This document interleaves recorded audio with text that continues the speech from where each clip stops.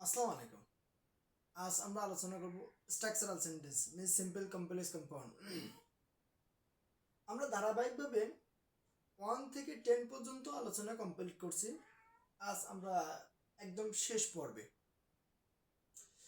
আমি তোমাদের একটা কথা বলেছিলাম যে আমি যে রুলসগুলো করাবো 11টা রুলস, এই 11টা রুলসের মধ্যে তুমি যে কোনো কোশ্চেন তুমি পাবা, বলছিলাম না?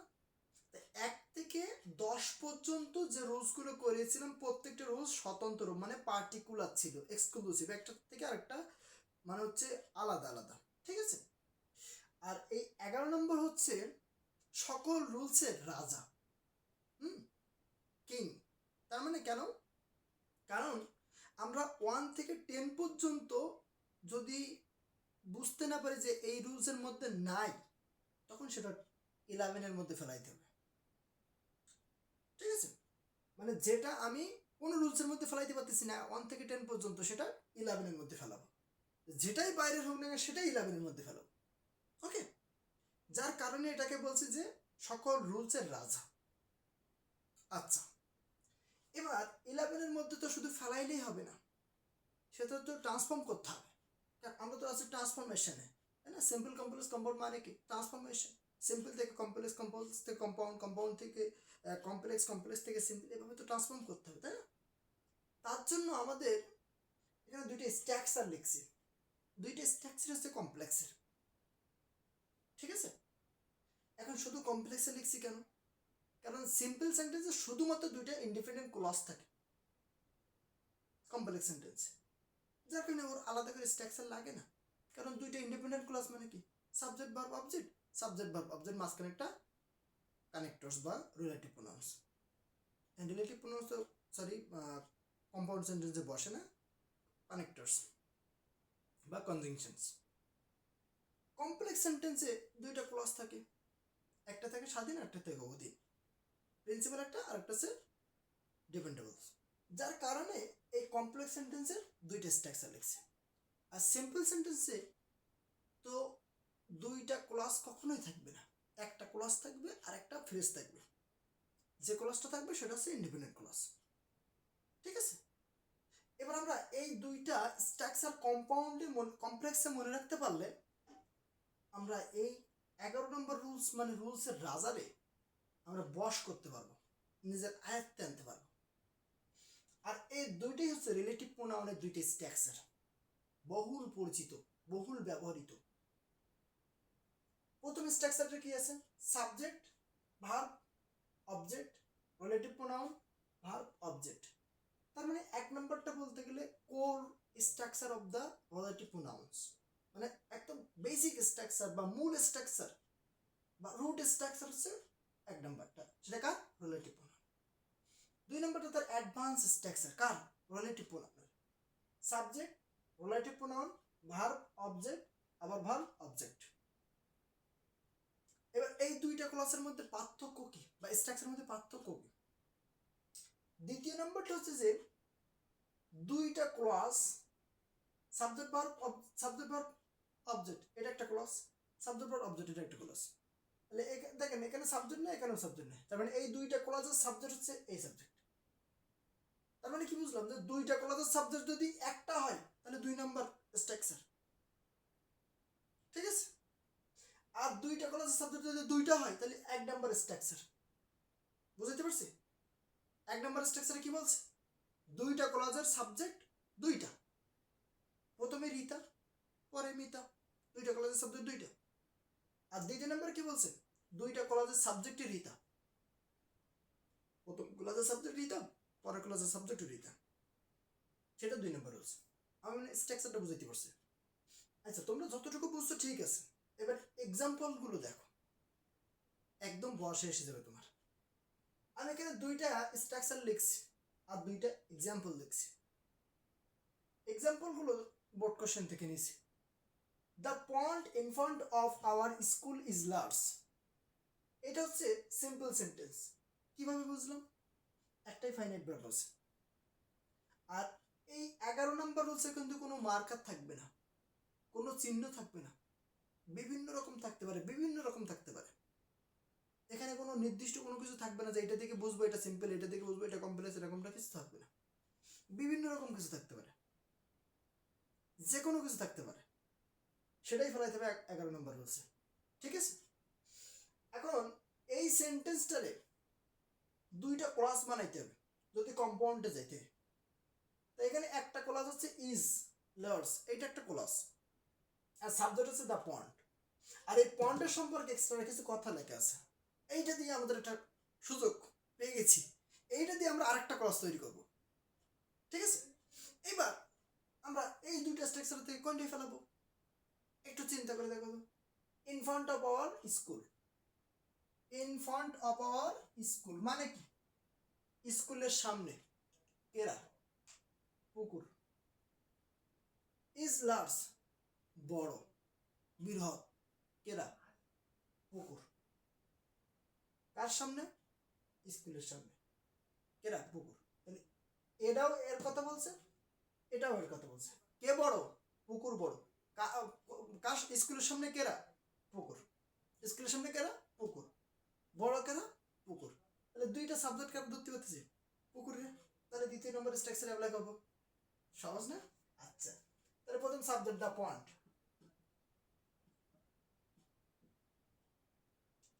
দা পয়েন্ট ব্যক্তি না বস্তু? বস্তু, তাহলে হুইস। ঠিক আছে, ওকে। এবার এইটা দিয়ে আমরা তো আরেকটা ক্লাস তৈরি করব। তাই ক্লাস তৈরি করতে গেলে আমাদের কি লাগবে? ফাইনাইট ভার্ব লাগবে। এখন ফাইনাইট ভার্ব তো ধার করতে হবে। কোথা থেকে ধার করব? কি নিব ধার করে? ধার করা যায় কারে? টু বি ভার্বে ধার করা যায় কারে? এম ইজ আর প্রেজেন্ট টেন্সে, ওয়াজ ওয়ার পাস্ট টেন্সে, এই পাঁচটা ধার করা যায়। এখন প্রেজেন্ট টেন্স ধার করবো না পাস্ট টেন্স ধার করবো? এই ভার্বটা কোন টেন্সে আছে? প্রিন্সিপাল ক্লজের ভার্বটা কোন টেন্সে আছে? প্রেজেন্ট টেন্সে আছে। তাহলে তুমি প্রেজেন্ট টেন্সের ভাব ধার করো। আমি যার থেকে কোনটা নিবা? এ পয়েন্ট সিঙ্গুলার না প্লুরাল? সিঙ্গুলার, তাহলে ইজ। স্যার এম নিতে পারতাম না? না, এম পারতাম না, কারণ এম শুধু আয়ের পাশেই বসে, আই ছাড়া এম বসে না। ঠিক আছে, আর তো plural. Sir A is are A is কি এক? কখনো না। এটা প্রিন্সিপাল ক্লজের ভার্ব ছিল, আর এইটা আমি ধার করে আনছি, কারণ এইটা দিয়ে আমি আরেকটা ক্লজ তৈরি করব। কেন তৈরি করব? কারণ কমপ্লেক্স সেন্টেন্সে তো দুইটা ক্লজ থাকবে, একটা অধীন একটা স্বাধীন। এই স্বাধীনটা তো আছেই, আর আমারটা অধীন বানাইতে হবে। কি দিয়ে বানাবো? তো এটা দিয়ে বানাচ্ছি। আর বানাতে গেলে আমার একটা ফাইনাইট ভার্ব লাগবে না, তো সেটা ফাইনাইট ভার্ব একটু ধার করে আনছি। কাকে থেকে আনছি? একে থেকে আনছি। একে দেখে এটা আনছি, এর এই জায়গায় বসাই নাই। ঠিক আছে, আচ্ছা। The point which is in front of our school, in front of our school। স্বাধীন ক্লজ যেটুকু আছে সেটুকু বসিয়ে দিই, ইজ লার্জ, ইজ লার্জ। ঠিক আছে, এবার কম্পাউন্ড করব। কম্পাউন্ড করতে গেলে আমাকে কি করতে হবে? দুটো স্বাধীন ক্লজ আলাদা আলাদা করে বসাইতে হবে। তাহলে the point, the point is in front of our school and it is large। এবার একটু বুঝিয়ে বলি, এখানে না রিলেটিভ প্রোনাউন ইউজ করছিলাম। রিলেটিভ প্রোনাউন বসা করতে নেই শুধুমাত্র কমপ্লেক্স সেন্টেন্স, তাই না? এটা তো জানো, শুধু কমপ্লেক্স সেন্টেন্সে বসে, এটা জানো তো? হ্যাঁ, না জানলেও জেনে না যে শুধু কমপ্লেক্স সেন্টেন্সে বসে। বসাইলাম। কম্পাউন্ড সেন্টেন্সের স্ট্রাকচার লাগে না, কারণ দুটা স্বাধীন ক্লজ। স্বাধীন ক্লজ মানে কি? Subject verb object and subject verb object, full stop. এই হচ্ছে একটা কম্পাউন্ড সেন্টেন্স। বাংলা বাংলা ভাই সবসময় একইটাই আছে, এর কোনো পরিবর্তন নেই, কোনো ভিন্নতা নেই। Subject verb object and subject verb object, এন্ডের জায়গায় মাঝে মধ্যে ওয়ার হয়, মাঝে মধ্যে বাট হয়, এই শেষ। এই হচ্ছে কম্পাউন্ড সেন্টেন্স, এর কোনো স্ট্রাকচার কিছু লাগে না। Subject verb object, subject verb object, শেষ। মাঝখানে একটা ক্লজ লাগা। এখন আমাদের তো এই বানাইতে হবে, এই বানাইতে গেলে আমাদের কি করা লাগবে, এই সাবজেক্ট ভার্ব আর এই হচ্ছে সাবজেক্ট সম্পর্কে কথা, এই প্রেডিকেট বা অবজেক্টের অংশ। এবারে ক্লজ মেকার বসালাম আর স্বাধীন যেটুকু ছিল এটুকু বসালাম। এখন ইটটা আমি নতুন করে আমদানি করছি। ও কেন আমদানি করছি? কারণ এই দা পয়েন্ট একটা বস্তু না, তা আমি এখানে কি আবার দা পয়েন্ট বসাবো? এটা তো গ্রামাটিক্যালি অশুদ্ধ, ইনকারেক্ট। কারণ নাউন বারবার বসানো গ্রামাটিক্যালি কি ইনকারেক্ট। প্রথমবার নাউন বসাতে হয়, দ্বিতীয়বার দিয়ে তার প্রোনাউন ইউজ করতে হয়। দা পয়েন্টের প্রোনাউন ইট, সেটা আমি ইউজ করছি, ঠিক আছে। এখানে যদি কোনো ব্যক্তি হতো তাহলে তার প্রোনাউন ইউজ করতাম। The pond is in front of our school and it is large. মনে হয় বুঝে গেছে সবাই, ঠিক আছে। এবার দ্বিতীয়টা দেখে, there are some salesmen to help the customers. এখানে সাবজেক্ট ভার্ব অবজেক্টের অংশ। টু হেল্প এটাকে কি বলবো, ইনফিনিটিভ বলবো, তাই তো। আচ্ছা, ইনফিনিটিভ বললে সবাই তো 3 নাম্বার রুলস বলবে যে স্যার আপনি 3 নাম্বার রুলসে তো ইনফিনিটিভ করাইছিলেন। ওই 3 নাম্বার রুল ইনফিনিটিভ আর এই ইনফিনিটিভের মধ্যে পার্থক্য আছে, একটু বোঝার চেষ্টা করো, একটু বুঝাই। ওখানে এক্সাম্পলটা কি ছিল আমার স্পষ্ট মনে নাই, কারণ এক্সাম্পল তো বানাই লিখি সবসময়। আমি ঠিক ওই রকম 3 নাম্বার রুলসের একটা বানাই লিখি। He wants to take drink. দেখো তো এইখানে কোনো অবজেক্টের অংশ আছে কিনা? সত্যি বলতে এখানে কোনো অবজেক্টের অংশ কিন্তু নাই, আর আসতে পারবেও না। কারণ এই একটা ভার্ব, আর এই ভার্বের ডিরেক্টলি এখানে অর্থ করার জন্য এটা বসাইছি, অর্থ মিলিয়ে। এখানে আর একটা কিছু বসাইতে পারবো না। তাহলে প্রিন্সিপাল ভার্বের পরপরই ইনফিনিটিভ, প্রিন্সিপাল ভার্বের পরপরই ইনফিনিটিভ, মানে একদম তারপরে ইনফিনিটিভ। 3 নাম্বার রুলস মাথায় ঢোকাও, প্রিন্সিপাল ভার্বের পরপরই ইনফিনিটিভ, 3 নাম্বার রুলস। আর প্রিন্সিপাল ভার্বের পরে অবজেক্ট, তারপর ইনফিনিটিভ, 11 নম্বর রুলস। প্রিন্সিপাল ভার্বের পরে object, there are some salesman, এই প্রিন্সিপাল ভার্ব বা ফাইনাইট ভার্ব, এই অবজেক্ট, তারপরে infinitive. Finite verb object infinitive, 11 নম্বর রুলস। ফাইনাইট ভার্ব ইনফিনিটিভ, 3 নম্বর রুলস। ক্লিয়ার? ওকে। এবার আমরা এইখানে দুইটা সেন্টেন্সের বা দুটো ক্লাসের সাবজেক্ট একই হচ্ছে কিনা একটু মিলাই। দেয়ার আর সাম সেলম্যানস, এখানে সাবজেক্ট তো নাই, দেয়ার তো সাবজেক্ট না। দেয়ার হচ্ছে কি এই সেলসম্যানকে ইন্ডিকেট করছে, সংখ্যা বোঝাইলে দেয়ার বসে কোনো সাবজেক্ট না থাকলে। তাহলে এই হচ্ছে সাবজেক্ট, আবার এখানে কোনো সাবজেক্ট নাই, তার মানে বলতে গেলে একটাই সাবজেক্ট, তাই তো। কিন্তু দুইটা ক্লাসে তো সাবজেক্ট একই না, এখানে সাবজেক্ট নাই, তার মানে এই কলেজের সাবজেক্ট হচ্ছে এটা, এই কলেজের সাবজেক্ট তো নাই, এগুলো সাবজেক্ট নাই। যদি না থাকে তাহলে তার জন্য দেয়ার বসাই, আর দেয়া যদি না বসে তো তখন আমরা আলাদা বিধি ব্যবস্থা করতাম। তার মানে বলতে গেলে কি সাবজেক্ট হচ্ছে একটা, কিন্তু সেটা এই কলেজের সাবজেক্ট নাই। ভালো করে বোঝো, সাবজেক্ট একটা। অনেকের আবার প্যাচ লাগাইতে পারবো যে সাবজেক্ট একটা, তার মানে দুইটা কলেজের সাবজেক্ট মানে ওইটি একা না, এখানে দেয়ার বসছে মানে এখানে দেয়ারই থাকবে, তার মানে সাবজেক্ট এখানে দেয়ার ধরতে হবে। তাহলে এই কলেজের সাবজেক্ট হচ্ছে সেলসম্যান। কেন? দেয়ার আর সাম সেলসম্যান, তাই তো। টু হেল্প কাস্টমার, সাহায্য করতেছে কারা? কাস্টমারের, বিক্রেতা সাহায্য করতেছে কাস্টমারের। তাহলে এই সাবজেক্ট, এই অবজেক্ট, এই সাবজেক্ট, এই অবজেক্ট, ঠিক আছে? কথা বুঝে গেছে? এই সাবজেক্ট, এই অবজেক্ট, আর এই সাবজেক্ট, এই অবজেক্ট। তার মানে সাবজেক্ট কিন্তু আলটিমেটলি দুটো হয়ে যাচ্ছে, এটা সাবজেক্ট না হলেও সাবজেক্ট, ঠিক আছে। কারণ দেয়ার হেয়ার এগুলো সাবজেক্ট হইতে পারে না, তারপরে ওরা বসলেও এটাই সাবজেক্ট হতে হবে। তাহলে আমরা 1 নম্বর রুলস, 2 নম্বর রুলস অ্যাপ্লাই করতে পারতেছি না, কারণ দুইটা ক্লাসের সাবজেক্ট একই হচ্ছে না।